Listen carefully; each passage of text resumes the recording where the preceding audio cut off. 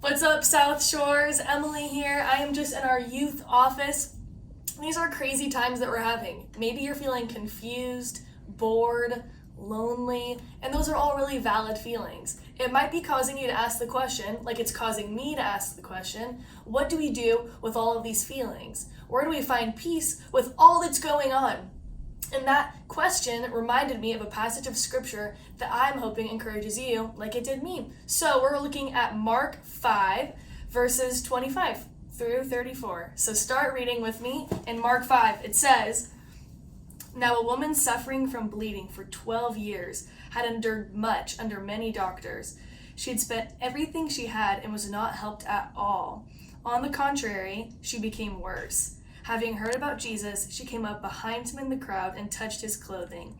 For she said, 'If I can just touch his clothes, I will be made well.' Instantly, her flow of blood ceased, and she sensed in her body that she was healed of her affliction. At once, Jesus realized in himself that power had gone out from him. He turned around in the crowd and said, 'Who touched my clothes?'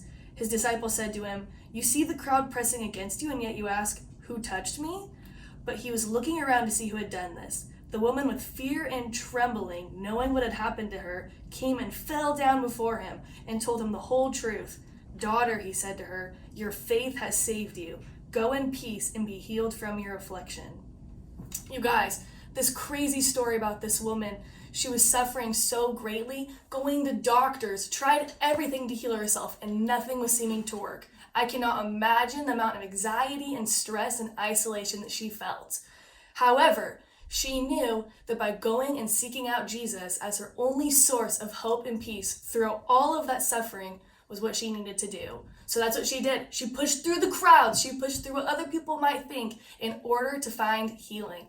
And that's what we can do during these times. When we're feeling stressed and anxious, rather than sitting in those emotions or seeking out other things from this world, we can seek out Jesus. And through his word and through prayer, he can give us his peace, because we need to press through all of those fears in order to seek him.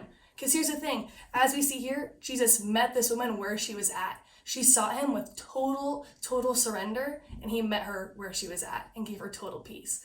So in these times, I'd encourage you guys to be thinking of ways that you can seek Jesus, whether that be through prayer or Bible reading. If you need access to a Bible reading plan, let us know. We want to help out. Love you guys.